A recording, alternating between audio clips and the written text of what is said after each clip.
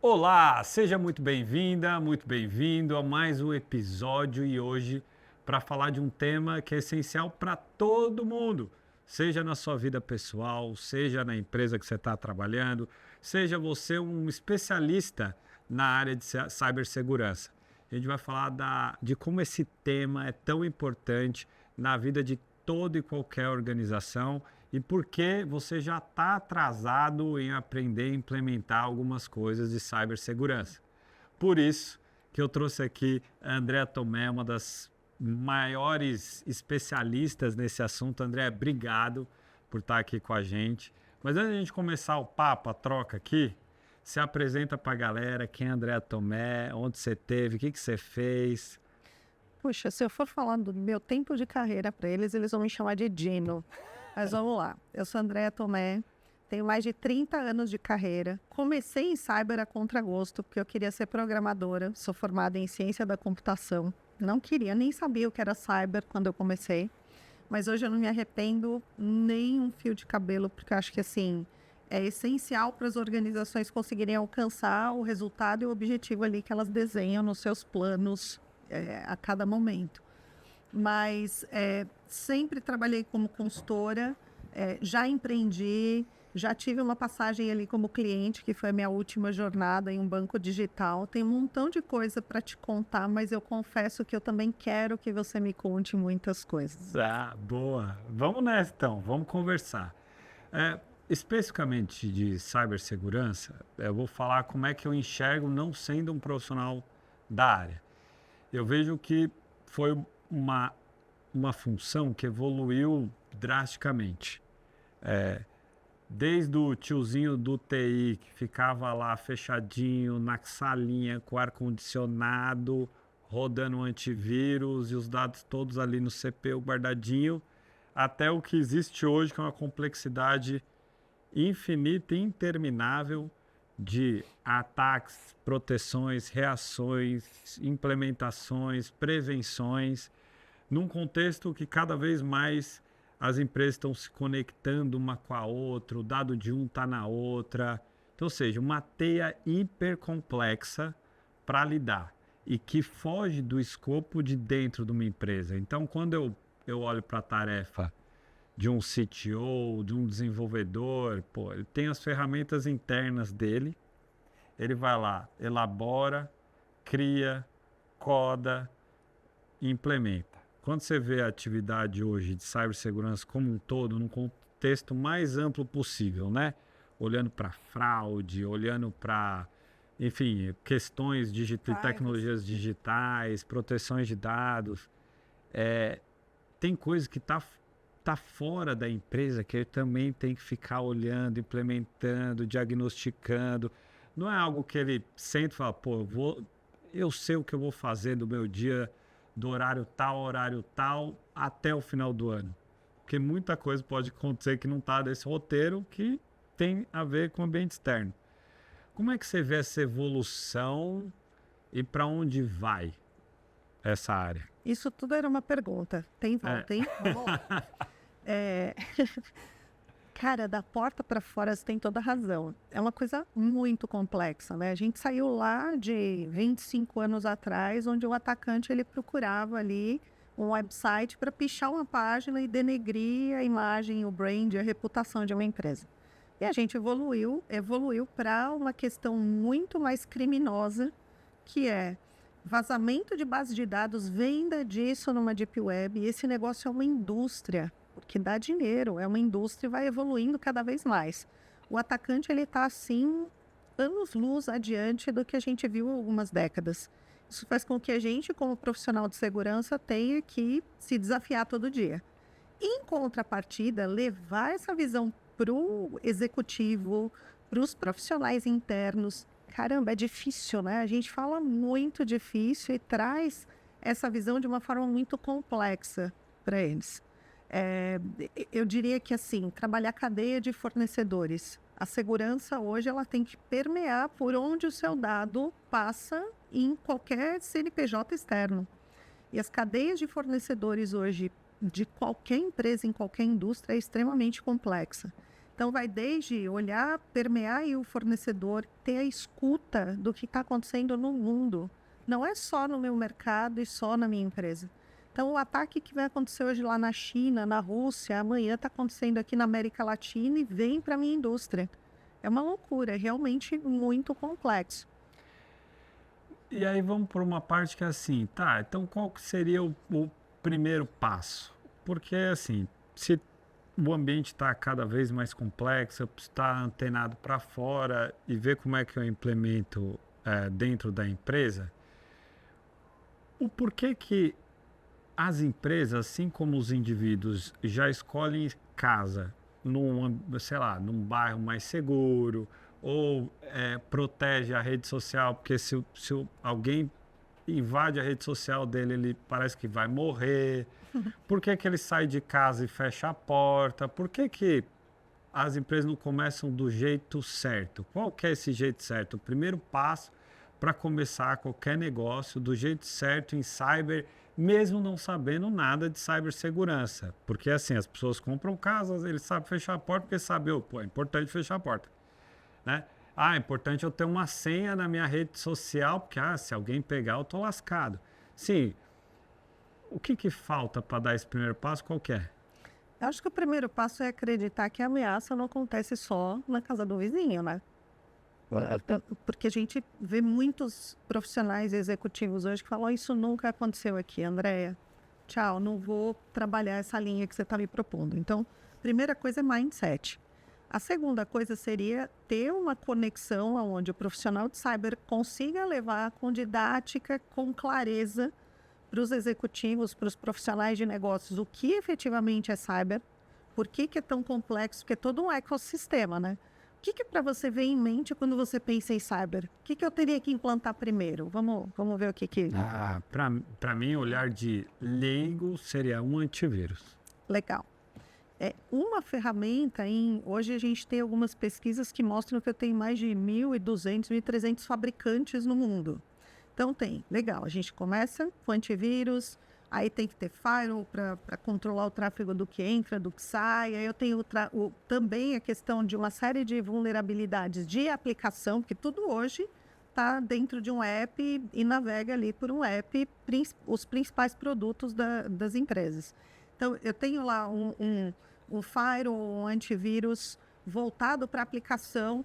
A complexidade das camadas, e o atacante trabalha muito bem isso, porque a gente não é tão veloz quanto o atacante para avaliar onde a gente erra. Então, eu tenho camada tecnológica de rede, sistema operacional, banco de dados. Tem hoje uma série de serviços em nuvem, onde eu tenho uma estrutura terceirizada, né? A maioria das nuvens acaba sendo pública. Então, permear a segurança nessa tecnologia toda é complexo. E quem traz essa tecnologia toda é o business, né? Então, eu não posso ser o profissional que diz não para o business, mas eu tenho que chegar depois e trabalhar e fatiar cada uma dessas camadas para conseguir proteger. Então, se a gente puder simplificar, porque eu acho que é esse o nosso propósito aqui, né? Levar a palavra e os conceitos de cyber para o profissional que não é de cyber, ou ajudar o CISO a levar esses conceitos para as suas áreas de negócio, eu diria que a gente tem que garantir 3 fundamentos: confidencialidade, integridade e disponibilidade. Confidencialidade, cara, quando você vê que a gente coloca senha, duplo fator de autenticação, criptografia dos dados, para se alguém te atacar, ele não conseguir ali, de alguma forma, descriptografar e desvendar qual é a informação que você tem. Tudo isso está ligado ao conceito de eu só libero acesso a quem realmente precisa e a quem deveria. Não é liberação de acesso dos sistemas all-to-all. Então, isso é confidencialidade. Mas eu não vivo só disso. Se eu te libero o acesso só para quem precisa, a informação tem que estar verdadeira. Só tomada de decisão é em cima de informação. Se a informação não for exata e íntegra, meu Deus, a gente acaba com o mundo. E se eu tiver confidencialidade e integridade, mas você precisa da informação e ela não está disponível naquele timing, e eu sei que as coisas funcionam no mundo dos negócios de uma forma muito ágil, meu Deus, eu perco oportunidades ou vou tomar decisões ali que não sejam benéficas para o negócio. Então, garantir esses 3 fundamentos, aí você começa a encaixar pessoas, ferramenta, que entra Firewall, entra antivírus, entra uma série de ferramentas, e pessoas, tecnologia e processo. Eu sei que você não curte muito processo, tá? Mas quando eu falo em processo, não é aquela coisa, aquele elefante branco com autofluxograma. Pensa que para você tem que falar de playbook ou de runbook. Aí você curte mais. Então, assim, como eu executo as coisas, quais são os steps para eu chegar ali num resultado, o que eu planejei para aquele processo e como é que eu vou fazer ele acontecer. Em segurança tem tudo isso. E eu acho que às vezes a gente, veja, você me desenhou, puxa, eu preciso de um firewall, eu preciso de um antivírus. É o ferramental básico. Eu, como mercado, me sinto responsável por não ter levado para você, como um executivo de business, a visão de que a gente tem outros elementos que são essenciais e necessários nessa gama aí de ferramental. Pô, legal.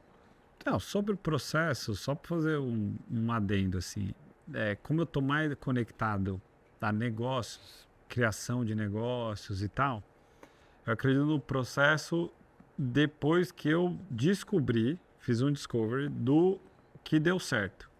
Aí eu fiz algo diferente que deu certo, constitui um novo processo. Depois de sem planejamento, testar umas 3 vezes, erra, aprende com o erro e volta e legal, processou.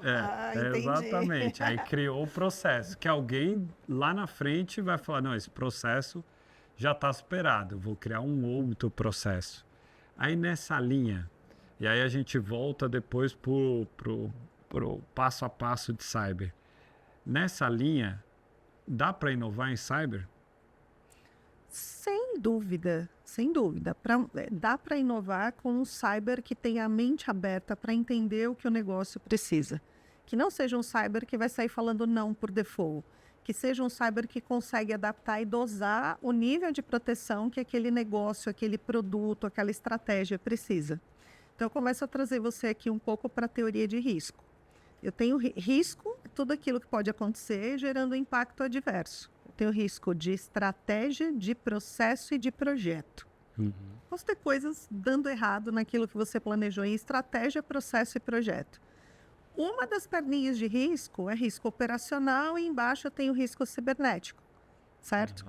Essas simulações é que elas deveriam ser feitas de uma forma muito bem casada, onde eu envolveria você para me dizer, cara, me conta aqui, o que você planejou? O que você aprendeu aí no seu método ágil, nas suas sprints? Como é que você desenhou o que vai ser feito e onde a gente vai chegar? Ou, muitas vezes, não é um produto, né? A gente pode estar falando de uma aquisição, de fusão e aquisição com a sua área de especialidade. Posso estar falando de criar um novo business, posso estar falando de vender um business. Vender um business, eu estou evitando um risco. É uma das para eu trabalhar um risco, eu posso mitigar, que é tentar reduzir o risco. Eu posso aceitar dizendo, eu não vou fazer nada, eu vou revisar essa estratégia a cada 6 meses. Eu posso transferir com seguro, ou posso, de alguma forma, terceirizar.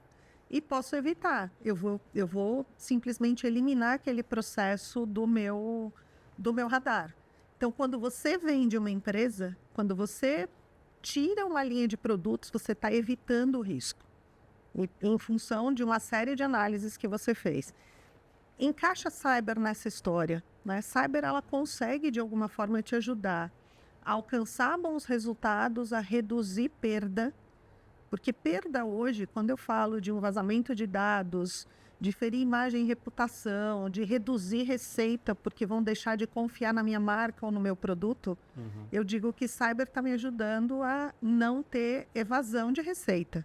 Né? Porque você vai lá com produto, vendas, marketing, monta uma baita estratégia, consegue uma baita cadeia de clientes, e com cyber eu posso, de alguma forma, prejudicar esses percentuais aí nesse fluxo.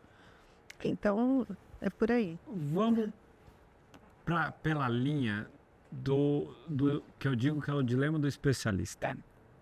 Qual que é o dilema do especialista, né? Esse derivado ali da Revolução Industrial, que o cara sabe muito daquilo. É que nas empresas com outro tipo de drive, eles vivem em 2 fases. E aí, nessas 2 fases, começa a confundir. O perfil das pessoas que estão trabalhando lá é um, e aí eles vão agregando o segundo. E aí eles entram em choque. Então, uma empresa ela começa trazendo perfis muito mais ligados àquele perfil de empreendedor, que é o cara vai desbravar. Aí esse desbravador, ele consegue seguir, e no cenário que eu estou colocando, sai do ponto A ao ponto B, sai levantando o negócio. Quando ele olha para trás, ele vê um monte de sujeira. Que ele viu que derrubou árvore, queimou, tá tudo sujo, tá uma zona. Só que ele saiu do ponto A para o ponto B. Quando chega nesse momento, ele fala, pô, vou precisar do pessoal que vai limpar essa sujeira. Sim. Vou chamar os especialistas. Então, eu sou um perfil de cowboy, aí vou lá, pô, preciso de especialista, vem o especialista. O especialista, geralmente, ele chega, não importa a área, você tem especialista em finanças, você tem um cara que é especialista em recursos humanos, cyber, ele tende a rebater tudo que o cowboy está falando. Então ele tende a falar, ó, tá errado, vai dar ruim, vai acabar com tudo e tal. E eu só estou citando isso porque você falou dessa questão de matriz de risco, de dosar a coisa toda. E aí, geralmente, esses perfis eles se colidem e, a longo prazo, eu vejo que o especialista sempre ganha.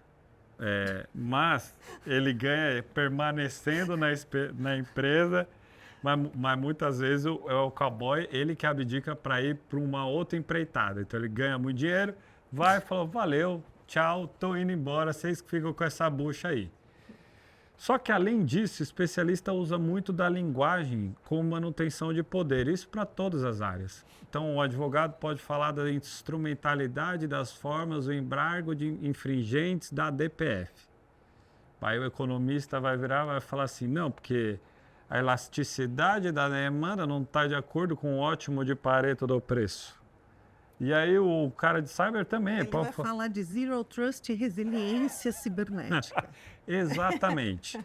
E eu acho que a gente tem que desmistificar uma série de coisas, inclusive até o vocabulário que a gente utiliza, Squad, MVP. Não tem mais sentido essas coisas que trazem conceitos simples por trás. Como é que o CISO mais antenado, ele consegue traduzir esse monte de coisa pro cara que decide, o board decisório, para falar, meu amigo, começa desse jeitinho, começa com esse passo do jeito certo, porque lá na frente vai trazer mais resultado, assim. Qual que é o caminho para traduzir todo esse monte de coisa? Eu acho que assim, quando a palavra tá certa, é tradução, mas todo mundo leva isso ao pé da letra. E não é só uma questão de semântica ou da forma. As palavras que eu utilizo, vou te explicar confidencialidade de um jeito mais didático. Cara, é o quanto eu consigo ser flexível para entender onde você queria estar. Então, vamos lá. Não estou fazendo apologia que falta isso para todos os CISOs, até porque eu atendi CISOs na minha carreira inteira. Eu tenho o CISO que consegue conversar bem com você, que também é disruptivo e vai facilitar o teu processo de inovação e de sustentação da inovação, que eu acho que é mais difícil, né? Inovar é mais fácil do que sustentar a inovação numa linha do tempo, porque eu tenho que agradar ali o público e o cliente final. Eu tenho o CISO que percebeu que era muito a linha de especialista, que não estava como cowboy, e que criou uma estrutura de BISO, que é o Business Information Security Officer, para assessorá-lo nesta tradução. E tem o CISO que não percebeu nada disso e que continua ali com o linguajar de especialista, diz não para a área de negócios e tem uma dificuldade enorme quando ele vai subir para uma reunião para o board. A gente fala muito de conselho, né? Eu acho que antes de chegar no conselho, eu montar indicadores maravilhosos, o Balance Scorecard de cyber, cara, eu tenho que falar bem com a diretoria. E às vezes eu desenho indicador só para levar para o conselho, para a minha reunião do conselho. Pô, eu primeiro tenho os meus pares aqui, né? Porque o CISO é um C-level. Então, eu acredito que eu tenho hoje pessoas com a mente aberta e que já perceberam isso por inerência da sua linha de estudo, da sua escola ou da própria indústria, porque tem indústria, tem empresa que educa a gente. Vai dizer, amigo, aqui é o seguinte, aqui é business, é o business que manda.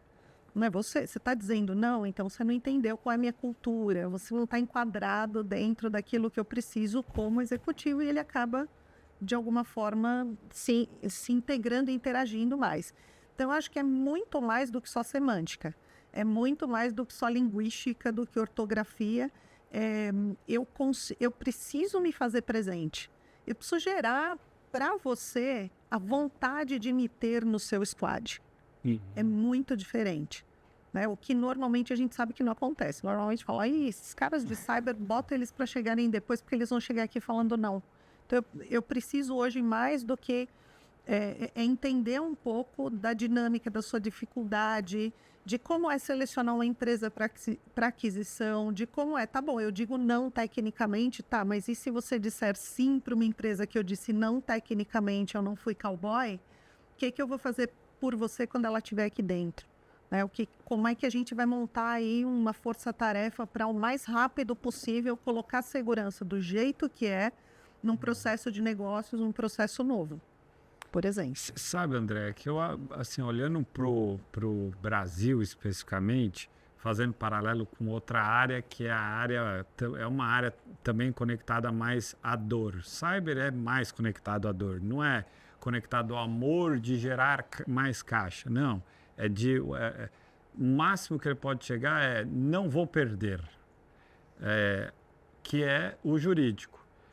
No Brasil, embora de maneira excessiva, e eu acho que esse é uma das coisas, é um dos nossos males, a gente deveria ter mais engenheiro do que advogado.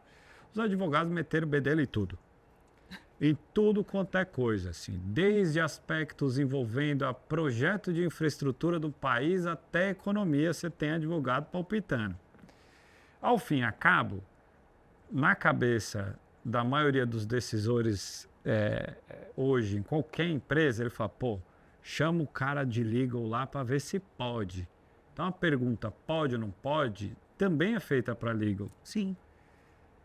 E legal tem voz. O cara vai lá e fala, pô, ó, isso aqui, ó, e não pode, mas a gente pode depois, se for o caso, se for processado, fazer aqui, aquilo, outro. Qual é o problema dos CISOs no Brasil que eles não conseguem ter esse papel de relevância que, para mim, é mais central do que o advogado? Você sabe por que é mais central?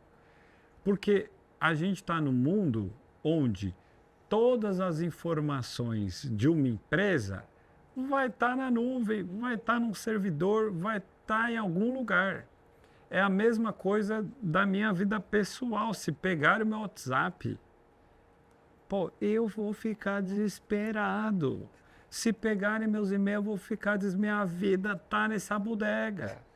Entende? Como é que pode uma área que cuida de um bem tão precioso quanto esse não consegue ter a relevância na maioria das empresas para esse diacho avançar no Brasil? Se a gente comparar com os Estados Unidos, os caras estão botando grana, não é de agora não, desde lá atrás, grana até do governo para criar uma escola pública inteira, uma faculdade inteirinha só de cibersegurança. O que está faltando para os CISOs? Cara, vamos lá. O que os CEOs pediram, aí, eu acho que há mais de uma década, como uma das premissas ali, meu sonho de consumo é que eu tenha uma área de Enterprise Risk Management. Eu quero olhar para baixo e ver onde estão os meus riscos em todas as áreas, não só em cyber. Quero saber a dose, onde eu estou mandando bem, onde eu estou mandando mal. Lembrando que risco, a gente falou que é aquilo que pode acontecer de adverso no business. Uhum.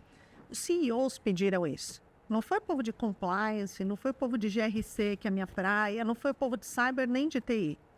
Uhum. Porra, o cara olhou e falou, minha nossa, tem problema para todo lado? Monte um simulador, que riscos eu falo que gestão de riscos é mesa de negociação. É onde eu digo, amigo, pode fazer, mas vai dar ruim isso aqui, eu preciso ter tanto de contingência. O preço da prevenção é menor do que o valor que eu tenho que investir para a resposta de um problema ou de um incidente. E o que a gente fez com isso, cara? Que era para ser uma ferramenta para resolver tudo isso. Resolver a parte de business, o que é mais importante, onde pode ter mais problemas. Às vezes você lança um belo produto, eu vou ter uma baita receita, mas há um custo enorme. Gestão de riscos era para ser isso. O que a gente fez com o mercado? Virou matriz de risco de gaveta, para o compliance ver, para o legal ver, para o auditor ver. Então, eu acho que essa é uma coisa que a gente precisa resolver. E aí, o cara de cyber, muitas vezes, sem este mindset de negociação com você, eu não tenho que te dizer não, eu tenho que te dizer prós e contras. Nessa análise de causa e consequência, gestão de riscos, um bom Enterprise Risk Management te daria esse tipo de visão e você mesmo vai chegar à conclusão do não quando ele for necessário.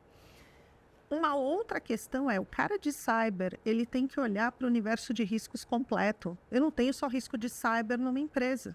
Eu tenho risco financeiro, risco de sustentabilidade, o risco nos M&As, risco de produto, risco de estratégia, o risco de não estar conseguindo capturar o cliente que eu gostaria, ou de não estar conseguindo manter o cliente sob uma ótica de CX. Então, assim, eu preciso, como profissional de cyber, trabalhar para toda esta visão. Gestão de riscos é o linguajar comum que os CEOs pediram para fazer a gente falar uma língua única e a gente não trabalhou isso bem. Hoje eu entro como consultoria numa empresa, eu vejo uma área de riscos corporativa, uma área de riscos dentro da TI, uma área de riscos dentro da segurança.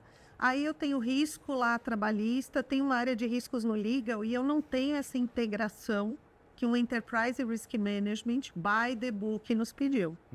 Essa é uma coisa que eu acho que também contribuiria muito para fazer com que o CISO pudesse levar uma visão mais integrada com o negócio. Você tem razão. E aí tem um segundo problema nisso, que geralmente os decisores duvidam da prata da casa. Duvidam de quem está dentro da empresa. Cara. Então, e aí eu acho que isso, eu não sei se é uma cultura no Brasil, mas é. Aí geralmente você fala assim, pô, você falou isso para mim? Beleza, então, mas deixa eu checar no meu vizinho. Não é melhor você contratar uma consultoria para você dizer? Eu sempre que eu entro como consultoria em um projeto, eu tomo cuidado de estudar o business, a cultura, porque é como você executa o business ali dentro da sua casa. E quem me ensina isso muito rápido, porque eu tenho tempo muito curto, né? Eu entro, encapsulo, te entrego um produto e saio como consultoria. Porra, é você mesmo como meu cliente. Então, por que acham que você entende menos do que eu? Outro dia eu ouvi de um colega, poxa, o RH acha que um cara, numa entrevista de 2 horas, qualifica um cara como mais qualificado do que eu e coloca ainda em cima de mim ganhando mais. É a mesma coisa. É a mesma né? coisa. É a mesma analogia. Mas eu acho que assim, quem me ensina para que eu marque o gol? Porque eu não entro para uma empresa para não marcar o gol. Eu não vou entrar sem olhar a indústria, sem olhar a estratégia. Estratégia é quando me dão, né? Porque às vezes quem me contratou não tem acesso à própria estratégia da empresa. Normalmente eu peço para me reunir com quem fala disso, mas é o cara de dentro que me potencializa ali com informação e com com esse big picture todo do momento do negócio para marcar o gol. Então, puxa, é muito triste saber que uma empresa vai dizer que alguém de fora é melhor, em opinião.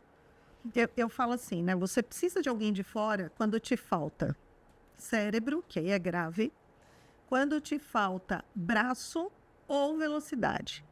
Cérebro, braço ou velocidade. Braço e velocidade não quer dizer que o seu time não seja o melhor.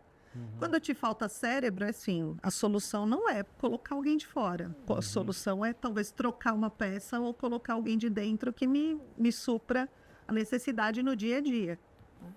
Pois é. Então, assim, considerando o conjunto da ópera, para a gente avançar, então, na agenda, será que aquele problema clássico de pô, vamos começar então pela cabeça dos CEOs.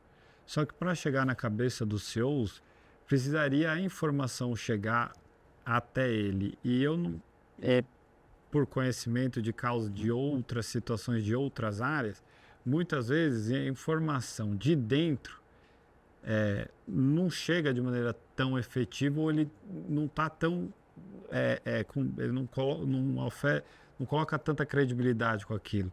Como é que fazer com a informação de fora chegue nele? Porque assim, aí volto com o problema dos CISOs com os CISOs.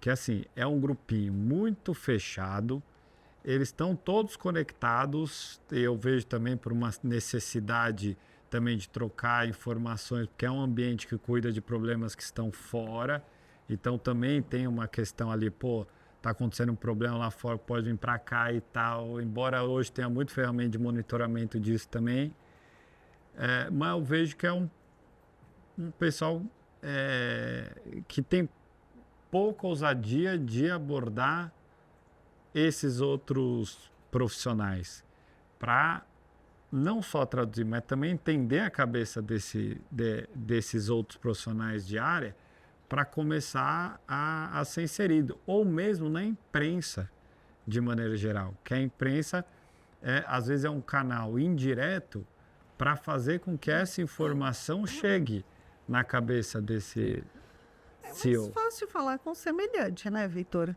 Eu vejo quando eu converso com você, cara, você começa a desenhar aquelas coisas de dominar o mundo, eu falo, minha nossa, não tinha pensado nisso. Não. Se eu montar meu desenho ali de cyber, de interconexão dos domínios, de como vai, você vai falar, nossa, não tinha pensado nisso. Então, tem a questão da zona de conforto, de que falar com o semelhante é mais fácil e é melhor, né? Por isso a gente inventa termos técnicos, tal, ok. Agora, quando você vai falar com um par ou alguém de outra área, vamos desenhar aqui uma negociação com o CFO. Eu, CISO, vou falar com o CFO. Cara, eu falo para os meus clientes, cara, ele é expert em grana. Ele sabe o que é grana na empresa, quando está sobrando, quando está faltando. Quando está sobrando é onde ele gera maior escassez, porque você mantém o resultado. Tem empresa ali que começa com investimento, passa ali com prejuízo por muitos anos, e tem um plano de reversão, talvez ela libere mais investimento quando ela tem prejuízo do que quando ela alcança o lucro. Que ali tem todo um processo de preservação.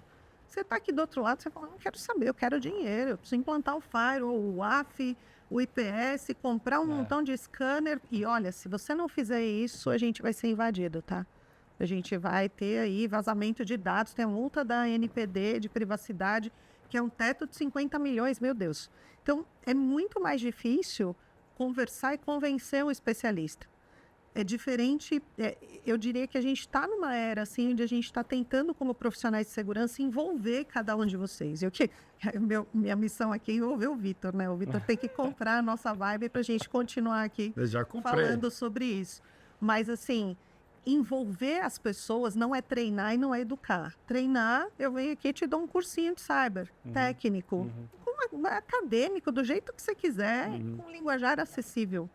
Educar, cara, eu vou te mandar os soft skills que cyber precisa, que as pesquisas mostram que a gente é ruim em comunicação. O primeiro tópico de soft skill é esse. Pessoal de cyber, melhor em comunicação.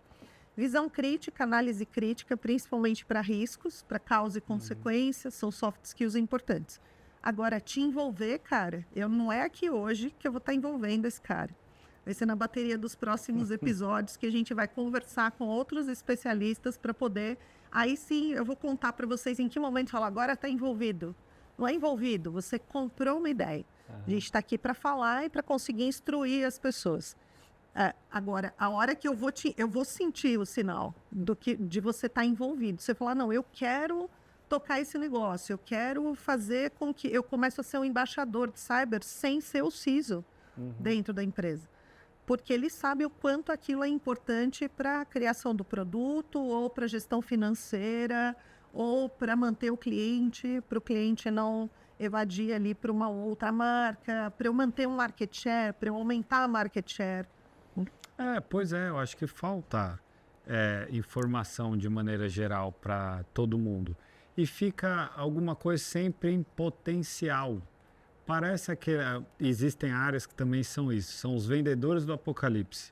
Então ele fala, o apocalipse está chegando, é melhor a gente fazer. Aí o cara vai lá, primeiro ano ele investe. Mas tem que investir mais, porque, se não investir, o negócio pode chegar. Aí ele vai lá, investe. Ele vê que nada aconteceu. Ele fala, não vê nada que aconteceu. No terceiro ano, Fala, meu amigo, deixa eu enxugar, porque assim, Esquece. eu tenho que investir em outras coisas também, entendeu? Você está tocando num tema que é árido. Amigo, a gente está com um apagão mundial de profissionais de cyber. Segundo a pesquisa do ESG Square, nós somos uma força de trabalho de uns 5,4 milhões de profissionais no mundo. A apuração que eles fazem todo ano. Qual é o gap? 4 milhões e 400. É quase uma força de trabalho inteira. Aí você fala, mas eu não estou vendo. Mas comparado a quê, André? Tem muitas vagas de... Não, eles fazem a pesquisa em cima da necessidade das empresas e a força de trabalho. De vagas abertas? Opa! Então, assim, eu olho e falo, puxa, eu não estou sentindo isso, porque a empresa, ela corta, ela não sente a necessidade, ela não entende, não se envolve. Então, quando eu precisaria ali de 5, 10 profissionais, ela abre 2 vagas. E aí eu faço a teoria do super-herói. O job description, que era de 5, eu monto em 2 vagas.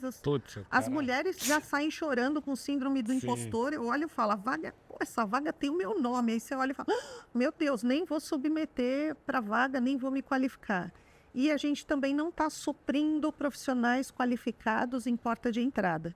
Um está tirando o profissional do outro. Com essa teoria aí, que eu precisava de 5 e levo 2. Certo?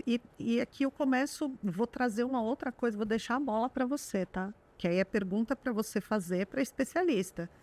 Cara, a gente tem uma linha do tempo de invasões bem-sucedidas em grandes marcas, em marcas gigantes no mundo, de quaisquer indústrias, o que inclui a indústria financeira, que é a mais madura no mundo. Porque é muito atacada, estuda muito, investe muito e é a mais madura. Cara, a gente está perdendo. Aí você vai olhar para mim e falar, André, você me vem com esse seu comitê de segurança aqui, vai falar de risco para mim, cara, não, tá, ó, todo mundo foi invadido. Quando vai ser a minha invasão? Então, aonde a gente está perdendo? Eu acho que até o propósito do que a gente está falando aqui, desta interconexão, dessa questão de falar mais sobre cyber com executivos de negócio, de respeitar muito mais a teoria do negócio e encaixar cyber naquilo que é possível, está faltando, é super essencial para a gente melhorar isso. Então, se grandes marcas investem muito, não tem escassez de recursos, tem ferramental para caramba. Aí você vai lá, as ferramentas não se conversam, mas aí é papo para uma outra jornada. Pô, o que está faltando? Por que estão perdendo? Está faltando, algumas portinhas estão abertas, algumas arestas precisam ser aparadas e eu acho que essa conexão com o business, cara, resolveria ali, fecharia muitas portas nessa jornada. Ao meu ver, acho que falta luz. Luz seja para espantar as baratas, seja para eu identificar exatamente qual que é o tamanho do problema. E aí quando eu falo luz, é assim, pô, eu... durante esses anos todos, tive conhecimento de vários cyberataques, sim, significativos, que nunca ninguém ficou sabendo. O mercado não ficou sabendo, ficou restrito a bolinha ali, entende? Agora é difícil, né? Com regulamentação, o cara está sendo obrigado a divulgar para a sua cadeia de clientes inteira. Mas tá bom, tem algumas coisas que a gente ainda consegue mas sendo não falar. muito sincero, ele só o faz quando se torna de fato público. Ou assim, ou foi uma invasão tão gigantesca, como a que aconteceu a última agora do Neon, que é fazer, bom, não tem para onde eu correr. Eu preciso notificar. Isso. Ó, a área de finanças, lá pelas tantas, criou a figura do FP&A. Ele não era para ser isso, mas na maioria das empresas é. O cara ele vira um repórter financeiro de todo mundo. Olha, tá acontecendo isso, ó, tá acontecendo aquilo, ó, o carro diminuiu, ó, vendendo mais. O cara virou o jornalista da área de finanças. Não era para ser, tá? Mas na maioria não tem essa figura, não existe essa figura nem fora, que seria a imprensa. Pô, bota um cara na Deep Web lá 24 horas para jogar luz nesses trecos aí. Ah, mas as marcas não vão gostar, eu não vou ser mais patrocinado. Esse é um dilema. E o outro, ou é interno. Fala assim, tá, o que tá acontecendo aí? Essa é a missão do time a gente chama de Threat Intel, inteligência de ameaças. Essa é a missão dos times de inteligência de ameaças para as empresas que têm o privilégio de poder compor um time nesse sentido, que é monitorar a marca como um todo. Antigamente a gente sabia que quem fazia isso era marketing, né? Não, hoje a área de segurança ela tem um time que trabalha com essas simulações de pensar o que está acontecendo no vizinho, no concorrente ou em outro lado do mundo, simular se isso pode acontecer aqui dentro de casa e também escutar se eu tenho alguma tratativa. Tem empresa que escuta até nos canais, estão falando, eu vou invadir a empresa do Vitor, que lá tá fácil, achei tal vulnerabilidade. Existem canais hoje de monitoração e quem pode ter um time de inteligência tem dentro de casa nesta monitoração. Mas a gente sabe que não é a realidade do médio empreendedor e do pequeno empreendedor, tá? As empresas médias, em geral, e pequenas, elas não têm essa possibilidade de ter um time multidisciplinar que uma grande empresa tem para cybersecurity. Então, mas eu por fora, porque assim, eu investiria, sei lá, numa câmera, numa cerca elétrica, se eu tivesse conhecimento que naquele determinado bairro já aconteceu isso, isso e aquilo. Se eu não estou vendo o que está acontecendo, eu vou falar assim, não vou investir. Não estou vendo o que está acontecendo. Aí eu vou passar a investir depois que eu levei uma porrada gigantesca, né? Que a dor vem. O que eu estou colocando muito mais caro responder. o que eu estou colocando não existe luz no tamanho do problema. Não existe, é uma coisa ou outra que sai, não existe. Parece que está tudo ainda no Brasil, tudo jogado debaixo do tapete, para a gente começar a valorizar mais esse treco. Quando você fala em luz, para mim eu traduzo na minha cabeça processual, que você fala que eu sou processual, em análise de causa raiz. Isso é luz. A causa raiz do vizinho, a causa raiz do que aconteceu do outro lado do mundo, como é que entram, como invadem. Os times de segurança hoje fazem isso muito bem. Talvez falte ilustrar para a área de negócios, e aqui eu tenho 2 grupos. O grupo daquele que eu posso ter o melhor linguajar possível e posso falar de cyber da forma mais acessível possível, e que ele não vai me ouvir de qualquer jeito. Eu ouvi de um especialista essa semana, meu time não quer usar senha, meu time de business. E eu assim, meu Deus, tá bom que a gente está numa tendência de passwordless, mas isso vai trazer uma série de outras questões e outras formas de autenticação e autorização num processo para te dar acesso a um sistema ou um dado de empresa, né? Então, ainda tem o grupo das áreas de business não conscientes, dos executivos, eles têm que conseguir, através dessa luz, acreditar que as coisas podem acontecer. E tem o outro lado que é a gente não conseguindo envolvê-los ou achando que falando difícil ou que eu vou trabalhar com a teoria do medo, eles vão me ouvir também. Então, acho que essa junção, ela precisa acontecer, esse equilíbrio, digamos assim. Que na minha cabeça, essa teoria do medo deveria ser exercida por gente que não está na empresa. Na imprensa, nos debates públicos, nos eventos que tratam desse treco, tá entendendo? E dentro não. Dentro, para mim, minha cabeça, que já bebeu muito na tua fonte, é muito fazer essa questão de gestão de risco. Não dá para ter tudo a todo no momento, sabe, que eu necessitaria. Eu vou implementando. Um linguajar comum, é o que você está falando. Gestão de riscos é um linguajar comum? Sim. Dinheiro é um linguajar comum. Eu preciso de grana para realizar projetos e ações em cyber e a empresa, ela busca. Então, eu deveria te favorecer e te facilitar a busca por receita. E eu não tenho muitas vezes esse mindset. Eu não posso ter um mindset só de gastar. Eu tenho que ter um mindset de dono de um business. Então, cada vez mais o CISO, ele tem que ter a cabeça intraempreendedora. Ele tem que entender que ele é o dono daquele negócio. Que quando o CFO me disser não, eu estou contribuindo para aumentar um percentual ali de margem de lucro, por exemplo. Eu estou contribuindo para aumentar a receita em algumas coisas que eu tenho que ceder, né? Portas abertas, elas podem existir. Em gestão de riscos, eu posso aceitar alguns riscos. Eu não posso fazer isso de forma irresponsável ou sem dizer para você, Vitor, aceitar isso aqui é um perigo. Vou continuar monitorando, mas se tiver algum incidente aqui por essa porta, você já sabe por que é que aconteceu.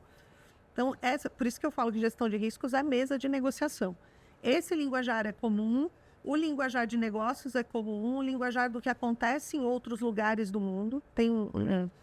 Uma vez eu trabalhei para uma grande instituição financeira e falei, pô, quando você vai para a reunião do board, o que te pedem, o que te demandam, o que te perguntam quando você sobe lá em conselho? Olha, eles olham para mim e falam, aquilo que aconteceu naquele brand tal, não vai acontecer aqui, né? Então, esse benchmarking, essa questão do que ouvem do mercado, e hoje a gente tem uma mídia trabalhando melhor esse tema. Mas, não sei, essa conexão, ela precisa ser resolvida, cara. Não tem como a gente continuar sem o profissional, o especialista olhar para o cowboy olhar para o especialista. Tem que ter uma integração. Pois é. E aí, sobre o job description mais atual aí do CISO, ou de maneira mais abrangente dessa liderança de cibersegurança, né? E aí fazendo paralelo com o pessoal de tech, o CTO, assim. Hoje, na maioria das vagas de tech mesmo, ninguém preenche os requisitos. Porque eu chamo de cartela de bingo eterna. Porque o que era exigido antes não é excluído, ele só permanece e a gente agrega o futuro. Então se antes era Java, entrou Python, é Java e Python. Se entrar a terceira, é Java, Python, terceira. E assim sucessivamente. Então ninguém preenche toda a cartela inteirinha. E aí a gente acaba agregando a pessoal de tech e conforme vai trabalhando, vai ensinando. Como o tech em algumas empresas está muito conectada ao core business da empresa, dá para ter muita gente ali ensinando e repassando. Como que está o estado da arte de um job description assim para esse profissional? Eu já te falei, job description de super-herói. E não estou falando só do job description do CISO. Vem desde o cara lá de Intel, de inteligência, para o cara de SecOps, que é operações, que é o pessoal de escuta, que monitora ali se está tudo bem. Povo de resposta a incidente. Cara, em cyber, estão definindo super-heróis para todas as posições, de GRC até a posição mais técnica. Né? O time que simula ameaças, que a gente chama de Red Team. Pelo amor de Deus, esse cara ele tem que pensar como um hacker e ele tem que simular tudo que o hacker faria aqui dentro. Então, eu tenho hoje a escassez mundial, eu tenho hoje as universidades formando em 4 anos, depois você faz mais uma pós de 2 anos, depois você vai para o mestrado, que hoje as gerações elas emendam, a minha geração demorava para fazer pós.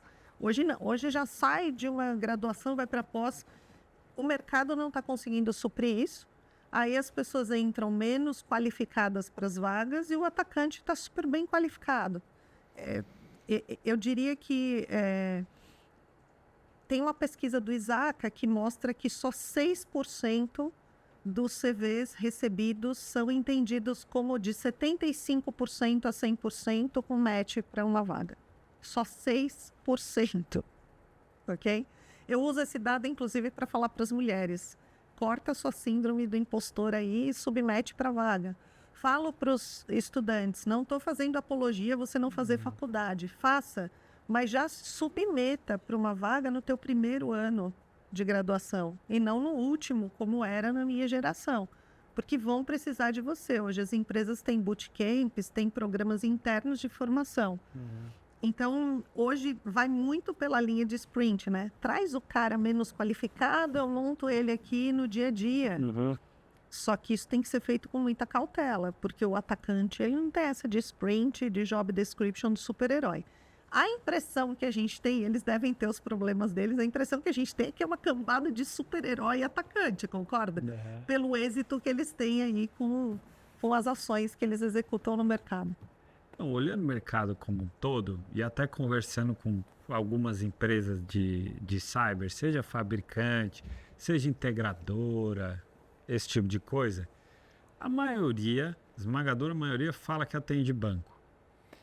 Pressuponho, até pela abrangência que você está dando para a área em si, com várias divisões, como que ela deveria ser, etc e tal, para rodar bem, que no Brasil E no mundo, o setor bancário, vamos colocar bancário para não ser mais amplo, lá, sistema financeiro como um todo, que daí tem um monte de fintech aqui hoje em dia, né? Processadora de pagamento, tem seguros, tem um montão de Que coisa. seriam o que eles são, acho que o que está mais avançado se você comparar outros setores da economia, né?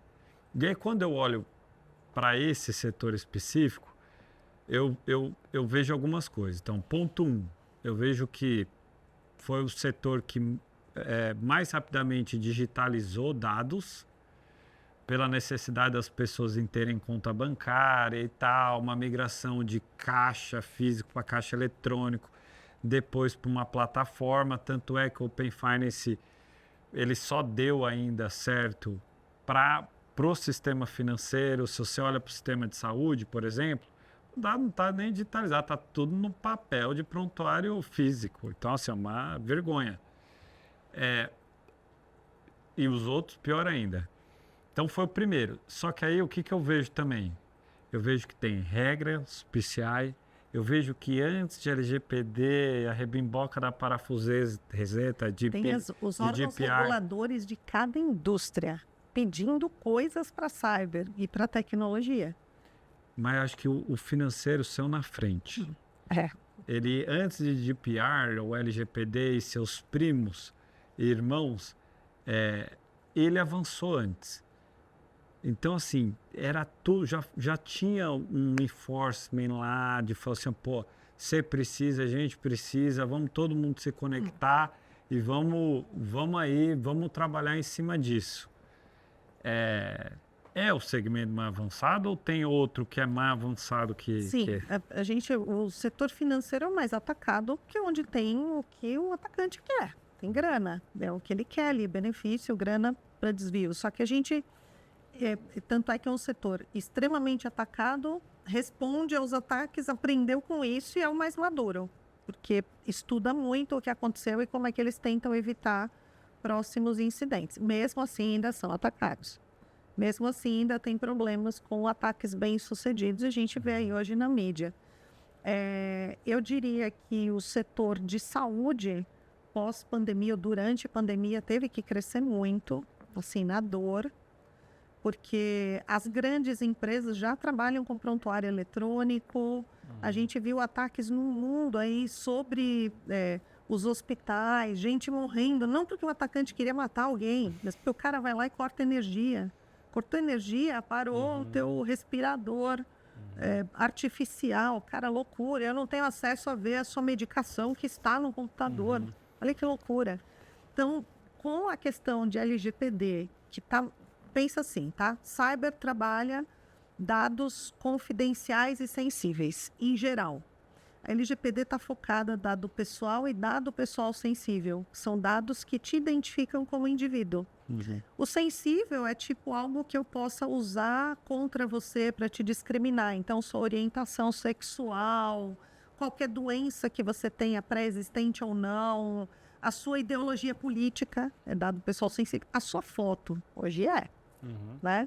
Então, pensa na união dessas duas coisas e o como complexo é isso, né? Cuidar de dado confidencial, dado pessoal e dado pessoal sensível. Tem o risco de trancar tudo, fechar tudo, né? Pois tá vendo? Aí quando eu falo isso pra gente como você, que é de business, fala, lá vem André com a teoria do medo. Mas é verdade.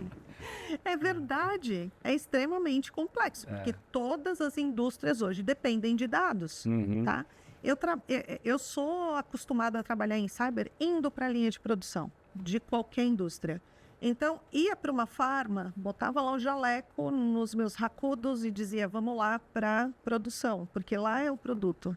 Aqui, depois a gente faz engenharia reversa. Vai para uma refinaria, a gente ia para a refinaria, botava os EPIs, ia lá olhar onde passa o petróleo, onde passa a parafina, o que é comum no mundo, todo mundo faz igual, o que é diferencial daquela empresa, um processo que ela tenha diferenciado. Vai na alimentícia, desce lá, veja se tem como contaminar, porque todas as cadeias produtivas, elas são automatizadas, certo? Eu peguei ali a época de maquinário saindo de analógico para digital. É digital, a máquina precisa de manutenção, entra um cara lá da Holanda, da Alemanha, na tua máquina remotamente, para isso você precisa abrir a internet para o cara entrar. E muitas vezes você não sabe nem quem é esse cara, se é o hacker que está entrando, se é o cara do fabricante. É loucura. Então, pensa, nós estamos discutindo tudo aqui dentro, né? Falando do CFO e tal. Cara, quando eu passo entre TI para OT, que é de Information Technology para Operational Technology, o negócio abre um mundo. Então, realmente, aí não é só abertura de cyber, é abertura business. O business está abrindo. Então, dessas questões, né, as indústrias mais maduras, pela sua primeira pergunta, o setor financeiro, telecom e tecnologia. Os 3 principais sempre foram esses. Mas aí a gente tem as outras indústrias que subiram. A farma talvez não tenha subido tanto em maturidade, mas em preocupação sim, em consciência sim. E muitas indústrias vindo por conta de OT. Então hoje, o mindset do cara de utilities, o quanto ele depende de tecnologia e de segurança, é muito melhor do que o que eu via há 2 décadas atrás, por exemplo. Eu acho que é um mercado que nem começou ainda, né, de verdade, no Brasil, porque depende, assim, quem tem o privilégio de ter, criava um sistema de infra próprio ali, agora com 5G, baixa latência, cadeia mais conectada, putz, a tendência disso é avançar muito mais. Leva isso para conflito geopolítico e guerra entre países. Um invadindo as câmeras do outro, um contaminando a água do outro, corta a energia, porque numa guerra hoje já se considera isso.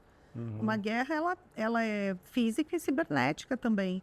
Hoje começa ali a guerra interpaíses na internet, na web, na deep web, já começam a chamar os grupos hackers do mundo para tomar partido por uma nacionalidade ou outra. É um problemaço. Ô, Vitor, fala para mim que você está sensibilizado, vai. Que nossa vida não é fácil. 100%. Eu já te disse, assim, eu acho que a área de todas que eu vejo em várias empresas, finanças, CX, people, enfim, legal, todas as áreas de uma empresa, acho que a área que deveria, e eu acho que vai crescer exponencialmente mais do que as outras, eu acho que é cibersegurança. Se eu olhar os últimos 5 anos, eu acho que a área que mais inchou de todas e ganhou relevância foi People. Mudou de nome, agregou Power Brand, agregou o tal do Business Partner, agregou tarefa de cultura que não tinha, que antes estava na parede desenhada, agregou um monte de coisa. Eu acho que a próxima leva, pelo menos deveria ser, porque problema tem, é a área de cibersegurança como um todo, do maior, assim, de um conjunto amplo mesmo, né? A gente falou de indústria de tamanho, né? Mas assim, eu fico imaginando o dilema das startups. Uma startup, ela nasce pequena e ela nasce para ser um unicórnio. Quem monta uma startup com investimento para ela continuar pequena o resto da vida? Então, ela nasce com o peso de um belo plano de negócios, com o peso de faturar bastante e com o peso de proteger as suas informações para conquistar cada vez mais clientes. Então, você imagina pegar essa complexidade toda que a gente discutiu em cyber e conseguir dosar e levar para as startups. Mas eu acho que essa é a missão aqui do que a gente veio fazer, você não acha? Que é essa frase que eu disse, assim, eu acho que tem que começar do jeito certo. Então, você vai ver uma startup, ela já começa do jeito certo, com dados estruturados, coisa que empresa gigantesca hoje, pô, gasta um tempão para estruturar o dado dele, limpar, pega a planilha de um, pega do outro, pô, vamos tentar colocar tudo isso num repositório só. Não, a startup já aprendeu, pô, vou começar do jeito certo. Mesmo que intuitivamente, porque ele é um nativo digital. Então, deveria começar do jeito certo também para proteger o bem mais valioso dele, né? Eu tenho benchmark, eu tenho colegas, pares e já prestei serviço e eu sei que para cyber a gente não está começando bem. Pois Não está tendo alcance, não está tendo informação e nem recursos dedicados. O recurso é muitas vezes corre, bota o produto, vamos acelerar, vamos escalar, tal. Cyber está ficando para trás dentro do ecossistema de startups e a gente precisa ajudar a resolver isso. Não, vamos nessa, André. A gente só está começando. Você vai vir muitas outras vezes. Como é que todo mundo te encontra? Qual que é o canal mais fácil de te encontrar? Bom, eu estou no LinkedIn, eu sou Andréa Tomé, com TH, super fácil de me achar ali. E eu vou estar com você aí para a gente trazer outros especialistas com outras visões. Isso aqui foi um episódio degustação do que está por vir, porque a gente quer desafiar os meus colegas sob a ótica de business e com muita didática para vocês. É isso aí. E você que ficou até aqui, meu muito obrigado. Espero que você tenha aprendido bastante, assim como eu, porque ninguém sabe de tudo. Todo mundo sabe um pouquinho mais que o outro. Por isso a gente precisa ter humildade para abrir a cabeça e sempre se alimentar de fontes seguras de conhecimento. Por isso que a gente traz sempre alguém que já realizou, já teve resultados positivos. Então, pelo menos você tenha certeza aqui que não vai escutar um coach qualquer da vida aí, tá bom? Então se inscreva no canal, deixe seu comentário, assista os outros episódios e qualquer coisa entre em contato conosco que a gente conecta com a Andréa, tá bom? Até o próximo episódio, valeu!